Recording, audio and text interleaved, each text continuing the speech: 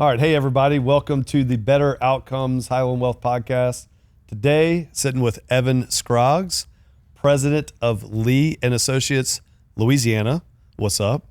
And today I invited Evan on the podcast because respect his opinion and authority in the commercial real estate space, adding a lot of value to the city of Baton Rouge, that community that we work a ton with, and just respect what you're building over at Lee. So thank you for coming on, dude. Yeah, absolutely. No, thanks for having me, Gavin. And likewise, it's fun watching the Highland Wealth team grow. And I saw there was an announcement yesterday, I think, on y'all adding to your team. So, glad to be here. Glad to be a part of this and awesome. Get some time with you. So. Well, I feel like you're one of our guests that usually we have a person coming on that's kind of nearing the end, right? Or has completed the task. I may be nearing the end. I don't know. That is true. So some of our conversations, no, you're not. You're growing. So I'm excited to talk about growth and what y'all are building over at Lee, and what your impact on that company is. Yeah. And but I always like to start with the beginning.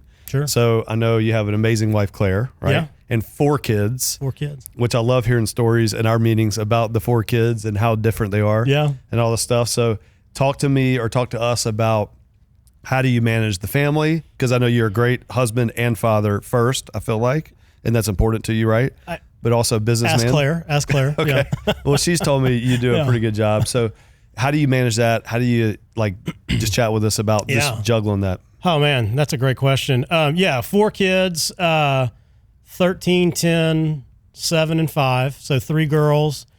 And then our 5-year-old William is a boy. Mary Nelson, Amelia Kate, Anna Francis, and William.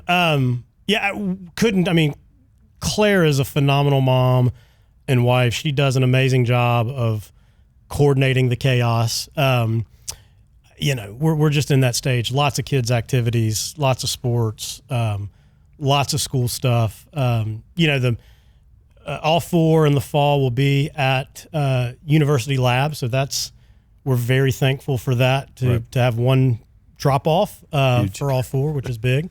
It's a team effort. I like to say, my focus is on the business and revenue generation to fund the family. Yeah. And Claire really focuses on kind of the operations and making the family go. I defer a lot to her wisdom on things within the family for sure. But it's just coordinating schedules and getting people where they need to go. And it can reveal weaknesses in communication really fast if with all of that activity. So, but she does a great job, and it's been, everybody says you'll look back on these years and with a lot of fondness. It's a lot of fun to be in it right now. Right. But there is a level where it's just like, man, this is exhausting. It's crazy. This is crazy. Yeah. So, but really good. Yeah. So just wrapped up softball season for Amelia Kate, T-ball season for William. Both had great seasons. Amelia Kate's turning into a really great little softball player. So she's fun to watch. Yeah. So it's been a lot of fun. That's awesome, man. Well, I think I agree with you. It is the chaos of the season I feel like we're in the identical season. Yeah. But I do think we're going to look back on the time and be like, man, that was awesome. Yeah. But it's crazy sometimes, Yeah. So keeping it to beginning of your journey. I love what y'all are doing at Lee Associates, the way that you and I had met through your partner, Clinton Shepard, who, shout out Clinton, what's up?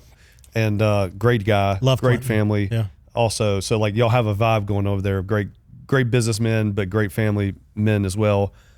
How did y'all come together? How did y'all start at Lee, or did they recruit you? Kind of give me the vibe of what happened there. Sure. Yeah. So Clinton and I, and Clinton, he's been a phenomenal partner.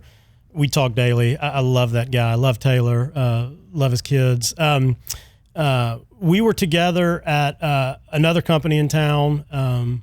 I started in the business probably 4 or 5 years ahead of Clinton. And so he came on as an intern.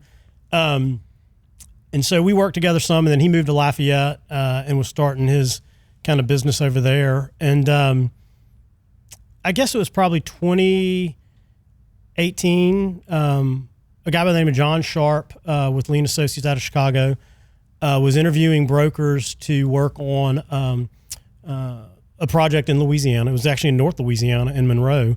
And we ended up winning the assignment. And so got to work with John. And over time, working with him on this project, he was just like, man, you really ought to think about starting a Lee Associates office in Louisiana. And I never really had an interest in doing it until I began to express some frustrations to him about things that I wish were different in the industry and in the brokerage world, particularly wanting to have a path to partnership, wanting to have ownership in the company. And, the brokers are the ones that generate all of the revenue and create the value for the company. And there was not really a model in the Louisiana market that had a place for a path to partnership. Wanted to have a way to invest in deals and opportunities, invest in other offices, and then also to share in profit with the company within the profit pool. And so when I started describing all those things, John was like, dude, that's our model. You really need to look at this model. And so it was, I guess it was May of 21. I went over and visited the Houston office and kind of saw what they did. I met a guy by the name of Mike Spears, who's the president of the Houston office. And after that, it was like, okay, this is something that I think would really work within the Louisiana markets. Because really, if you look, we have great companies and great brokerages, but the brokerages, the boutique brokerages in Louisiana are really kind of based on what I think is an old residential real estate model. Right. And so this was something just new and different, and that really rewarded top producers, high volume guys, brokers that were top in their market. And so, love that model, love that idea. And so, it was January of 23, launched Lee Associates. At the time, Clinton hadn't come on yet. It was really just me, Amy Fennell, and my brother in a 2,600 square foot office looking around like, do we really need all this space? Right. And Clinton came on. A few months later, we had a handful of other guys come on too. Will Watson joined the same time, Ryan Polito. And now we're up to, it's 6 partners, 15 brokers total. And I think we're 21, 22 people as a company. So That's in awesome. little over 3 years. So I've been in the business for 16 years. The last 3.5, I've been with Lee Associates. So talk to us about what I admire about y'all is I really feel like y'all are recruiting, developing, and training like really quality young talent. When you go in y'all's office, it's got an energy, it's got a vibe, it's fun, right? It's young, which I think is awesome. That's like Highland Wealth. So that's probably why I like it. Tell me about what is y'all's model for recruiting? How are y'all developing and training? Because it does, I've talked to several of y'all's younger agents, but really knowledgeable, very professional, like something's different, right? So how are y'all going about growing this thing locally? Yeah, no, I mean, that's, good question. We are young. I'm is 43. I am the oldest guy in the office, which is funny. But and no gray hair yet. So what's up? Not We're 4 yet. kids. Not yet. Although I'll get it when I grow a beard. I'll get it. You'll see it in the beard. Yeah. Shave that. But so there's certainly like a vibe that's been created. We have a lot of fun together. I think the thing that gives us a unique advantage on the recruiting front is all of the owners within the company are actively doing deals. They're actively producing. It's really the revenue they're creating that's funding the company, right? Frankly. And so I think that allows us to relate and understand the problems that young brokers are experiencing and how to solve those, how to get creative and how to solve those problems and to understand the training and the guidance they need and the coaching they need to become better. We put a heavy emphasis on, yes, we're in sales, but we're not just salespeople. We are really delivering a unique value through, extensive market knowledge and being able to advise clients and function in an advisory capacity. And so, we meet regularly. Like we have a weekly broker pulse meeting, right? Where we're going over, it's based on the L10 format from EOS, where we run through kind of issues? What are brokers dealing with? How can we solve that? What are best practices that our brokers need to be putting into place? And so, I think all of that has a lot of value to the younger guys. We invest in our younger brokers, so we give them, sales coaching, training. Like we're spending dollars to get them equipped by third parties that do a really good job. So, and then we do a ton on the research and data side that we equip our brokers with that information to be able to understand the market, right? So we can speak about what's occurring in the market in a way that I think is probably unique, especially for brokers that are their first 3 or 4 years in the business that are getting the benefit of the knowledge of senior brokers that otherwise, and the partners that a lot of times that's just not the case. Right. So. Well, I'm glad you said like knowledge-based, leading with education about the market. What I've noticed about you and just your influence in the community and in the space is it feels like you lead from education. Hey, what's going on? Kind of a voice in the marketplace. I know you speak at several things locally. Mm-hmm. I've actually watched several of them, so they've been pretty good. Yeah. And I learned as a financial advisor from you of like, hey, here's what's popular. Here's what's in favor. Here's what's out. So it feels like you're leading from that space. How has that helped you grow your network and then grow doing deals in your space? Yeah, no, I mean, I feel like that's something I really started to learn and I saw through Lee Associates. We put out a quarterly report on what's going on in the market. And so particularly we track it primarily. I do most of my work on in industrial real estate. Yeah. And so we're tracking, vacancy, we're tracking absorption, we're tracking lease rates, all of those things. We're looking at the projects that are occurring in the market. And the goal is to become an authority in the marketplace, and you can really only do that if you can speak about the market in terms of data and empirical evidence and not just in adjectives like, oh, well, the market's hot right now. Yeah. What does that mean? Like, what's, and if there is an increase in vacancy, or a decrease in vacancy, what's driving that? Like, where are the, and I really feel like that's where we've been able to advise clients on where are the opportunities and how do you de-risk projects based on good market intel. And so I think that's a value we've been able to create. And it's something that frankly, again, I've learned. I mean, when you look at the brokers throughout the Lee Associates network, they're leaders in the industry in their markets. I'm moderating a panel on Monday at the Lee Summit in Nashville. And so Todd Spencer out of our Columbus office will be on that, Jim Rodriguez out of Nashville. And then we'll have Christian Mattson out of our Seattle office. And all three of those guys are SIORs. They are, they're doing deals and, they put out their quarterly market. They know what's going on. They have a pulse on what's happening there. And so I really think that's probably a best practice that we began to pick up after, joining Lee Associates. Yeah, that's awesome. I think that's huge, especially in today's marketplace to lead with that authority and education and educating your clients, which I think allows you to work in an advisory capacity, which I think is the way to go. Talk to us a little bit about, just from an overall business construction perspective, Lee and Associates has a really cool national model with venture partnerships and things like that. Yeah. Not to divulge any information that's private, but give us a sense of how they've built out their model to help guys like you not only take advantage of the Baton Rouge, Louisiana area, but maybe Nashville, maybe Florida or Vegas or other territories. Right. Can you speak on that a little bit? Yeah. So again, it's an ownership model. So it's really cool when you look at how Lee and Associates started in Los Angeles with Bill Lee back in the late 70s.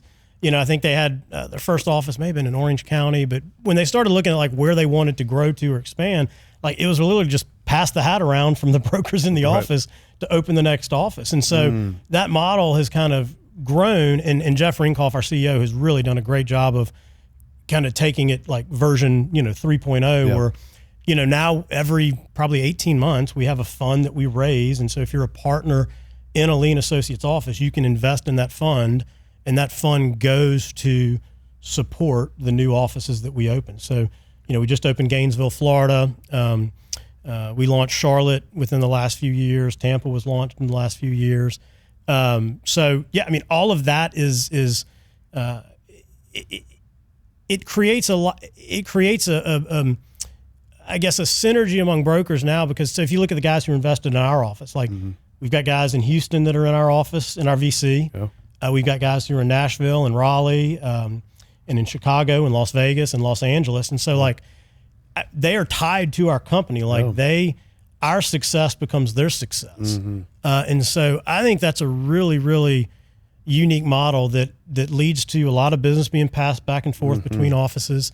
And you're just rooting for the group. It really is a thing of like, a rising tide lifts all ships. And that's been the case. And so again, and then, there's another tranche of the VC that's really for the local shareholder. So if you're a partner in the office, a lot of times you have an opportunity to invest in that venture capital. And so there's a return paid on that money that comes off of top line revenue. So regardless if the office is profitable or not, there's a portion of top line revenue that goes to pay a return on that venture capital. And so it's been I just think it's a great model. It appeals to individuals that are entrepreneurial, that have an ownership mentality, that want to bet on and invest in themselves. And so all of those are things that I think create a really great culture within the company that's unique and different. So. Yeah, to me, it feels like y'all are creating a really cool synergy, because you talk about partners around the country a lot with me. And it's just really cool how y'all are sharing best practices, best ideas, rooting for each other, cross-pollinating with deals, that you're like, it doesn't feel bad to refer a deal somewhere else if you have a vested interest there too. Yeah. So, I love to see guys in other markets make money because of us. Yeah. Like how cool is that? Yeah. I love to see the brokers in our office, like handing out opportunities and deals. And I mean, all of that, like that's where it becomes really fun. And I think it becomes very other focused, very service focused, where it's like, you begin to look and you're like, you're impacting so many different people and their families, and giving them an opportunity to do things that otherwise they probably wouldn't be able to accomplish. Right. So. I do like the synergy piece, like 1 + 1 doesn't equal 2, it equals 11. But the community aspect that you have to create that. Yeah. Like when we chat, it's not like it's all me or it's all on my shoulders. In y'all's industry, that's rare, I feel like. And that's not typical, right? And so, or it is typical to hear like, I've got to go do all this. So it's just a cool vibe that y'all got going on. I really like learning more about it and hearing about it. A couple other questions for you to kind of like pivot a little bit. What do you think is required for someone coming in to be a commercial real estate agent? What do you think is required for a new person to come into the industry to be successful? Oh man, that's a really good question. And it's one that we talk about a lot. Again, we've got, I think if you look at our roster, half of our roster has been in the business for less than 3 years. Yeah. I was evaluating. we have an interview this afternoon with someone coming in to look at coming on with the company and as a broker or an agent, and we're just kind of looking at our young group of talent. And we have a third year broker who is his 12-month trailing has just had an incredible run that is hard to imagine could be matched. In other industries. And so like thinking about what makes, I guess him unique or his ability to do those sorts of things and what translates into a successful broker coming out. I think the biggest thing is you've got to be entrepreneurial, right? Okay. Like you talk about as a self-starter, like going and finding opportunity. Finding the opportunity, yes. I also think there is this skill set in just seeing like where the opportunity is. Right.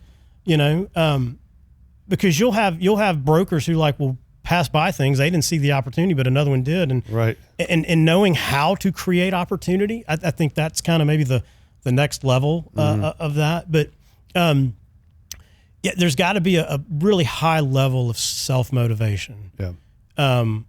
We're not going to babysit. We're not going to handhold. We are going to equip you. Like we're going to give you the tools and resources you need. But at the end of the day, like you're accountable to you and you've got to be driven and motivated to succeed.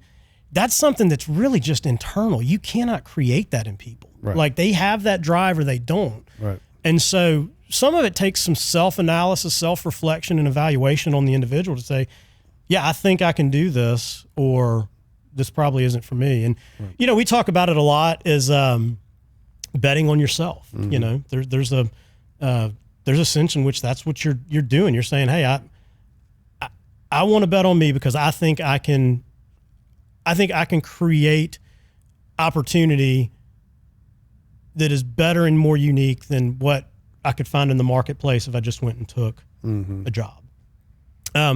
So yeah, I mean, it's certainly a different sort of mindset. And discipline is a big one. You got to be, I think one of the biggest challenges young brokers face is there's not a lot of structure around what to do. And so it's easy just to say, well, my time is free. I'll go and do what I want. It's like, no, it's going to feel like you're wasting time initially, but you've got to show up, be there. You're learning. Like the process is slow, but eventually it will become exponential. Yeah. And so, so there's a mental toughness that comes with just being to weather that first 6 to 12 months where it feels like a lot of inactivity, but it's invaluable, like to be there and to be around. And so, it's, I wish we could say this is like, this person's going, I mean, we feel like we have a pretty good avatar at this point of like knowing who's going to be able to succeed and who's not. One thing we do that is helpful, we do a personality profile on anyone that we interview, and we kind of see like where are their strengths, what are their inclinations, like, and how are they wired, and that normally gives us a pretty good. Which one do y'all use? It's called Emergenetics. Okay. I've heard of that one. Yeah. Cool. We do Emergenetics. And so does it give you some insight of if they're a self-starter, something like that, or? Yeah, it will. So yeah, like it evaluates like assertiveness, expressiveness. Amy would be the one to talk to you about it. But it's interesting to see like the different levels. It looks at like who's more structured, who's less structured. And so that's really helpful to see. Our support staff, of course, like they're very structured, and and our brokers are just like, they're not that structured. And so that's where a lot of the brokers starting off fail is they're not structured. They don't have a company that's trying to put in place some sort of structure to operate within. And so, it's that balance of like, hey, we want the guy that's an entrepreneurial cowboy, but like you also have to like operate within a structure because if he's just, chasing every squirrel he sees, like there's a chance he just never catches a squirrel and wears himself out and's out of the business in 18 months. Yeah. So, and that's tough for everybody. So, yeah. So as kind of the visionary for y'all's firm or casting, where do you think you're going? What are some things you're thinking about for y'all's company over the next 12, 24, 36 months? What are some things y'all are trying to accomplish? Yeah. What are you thinking there? Yeah. So, we've kind of gotten to a really good spot where we are in terms of like partners, offices. So we're in Lafayette, Baton Rouge, and New Orleans. Okay.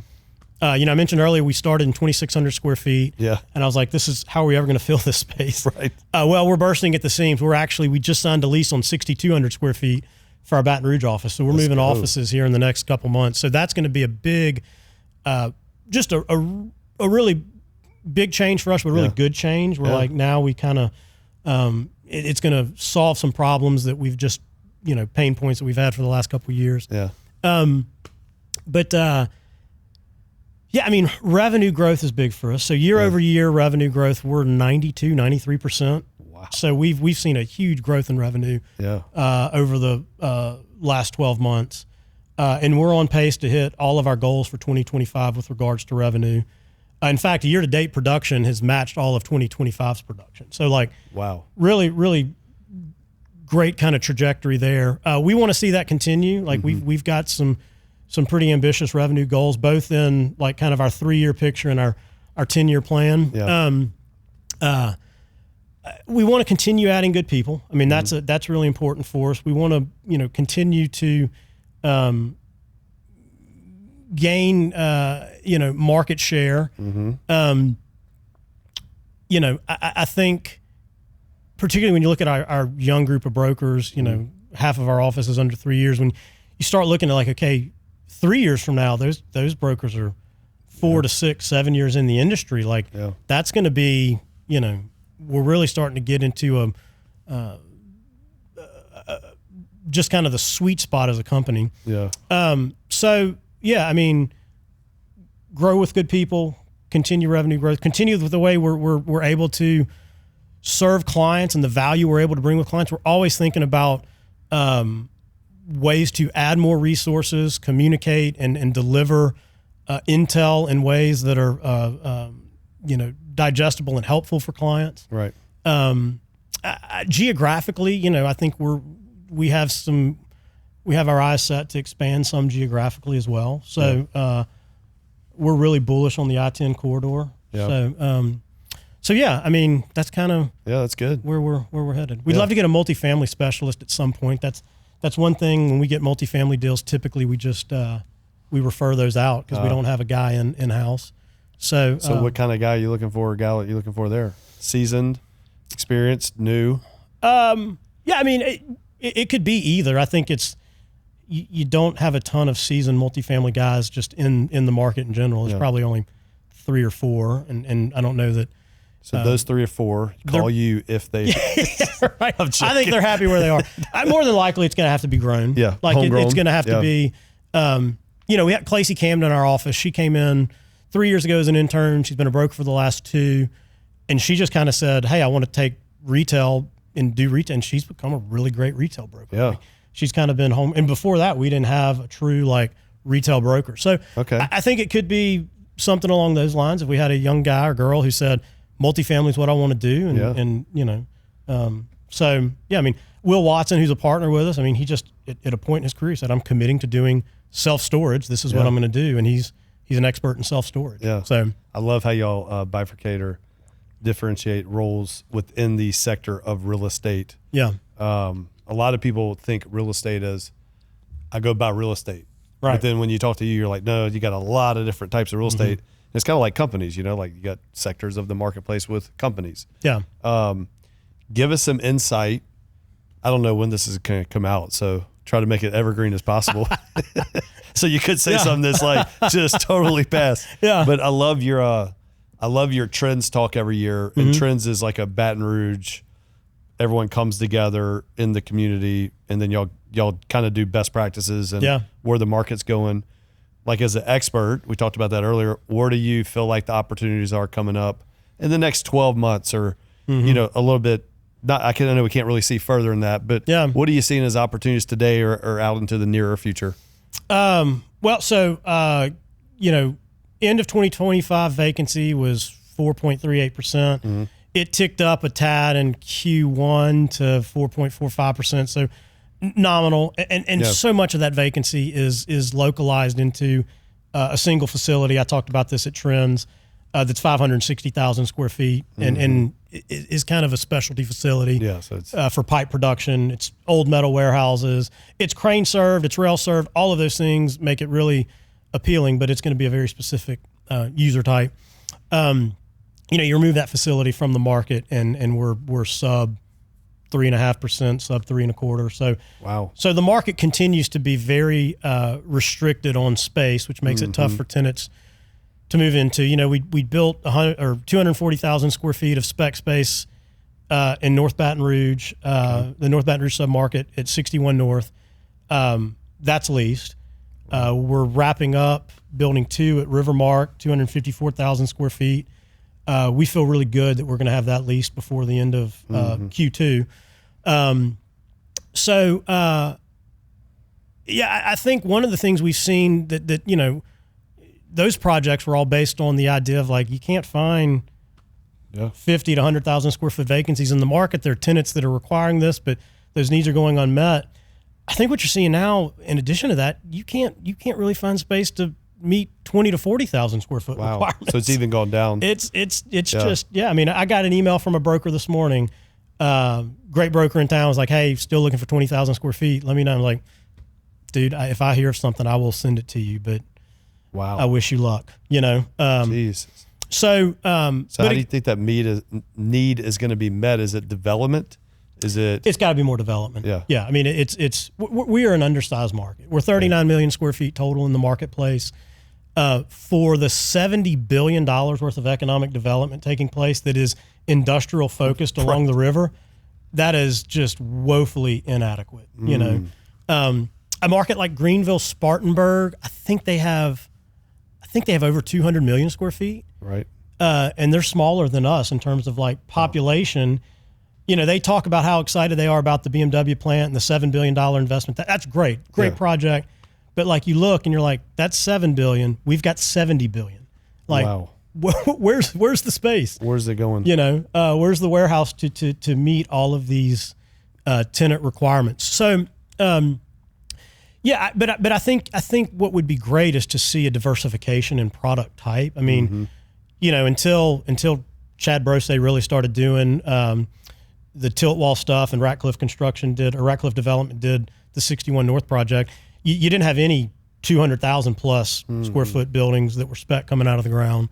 You know, you got some guys down in Geismar that'll build 1 to 4 buildings a year that are 10 to 15,000 square feet that are metal, which great. Like, we need that product too. You don't have anything that's shallow bay multi-tenant, you know, that's 100,000 to 120,000 square feet that could really lease to a 20,000 or a 30,000 square foot tenant. You know, wow. All the big stuff over 200,000, you can't demise it that small. Yeah. So it misses that market. The 10 to 15,000 square foot single tenant, it misses that tenant segment, the 20 to 40. So I think continued diversification of product type would be great. Yeah. You know, so yeah, I think there's opportunity there, and you know, land availability can be a challenge. So yeah, I think that's good insight. Yeah, it's interesting. You've been saying for the last few years it's like 100,000. I've just remembered that, and now it's even going below that, which is interesting. So there's some opportunities in the marketplace. It sounds like. I think we have a very robust tenant market that is largely underserved. So cool. Yeah. Thanks for dropping that on us. That's good. I don't know when the community will hear it, but they'll hear it. That's right. Well, cool. As we wrap up, just a final couple questions. You personally, where do you see yourself going in the next like 3 to 5, 10 years?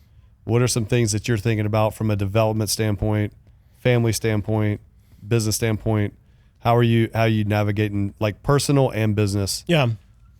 Yeah, I mean, you and I, we've talked a lot about this on you know, the financial advisement side. I mean, the goal is to continue to acquire, you know, real estate where we can. Yeah. And you know, I've invested in, as an LP in development deals. I've also bought buildings personally. I think it's continue to do that, and do that individually, do that with the partners in the company, do that with clients who want to participate. You know, I think that's one of, you know, we encourage ownership as a company of real estate to our brokers.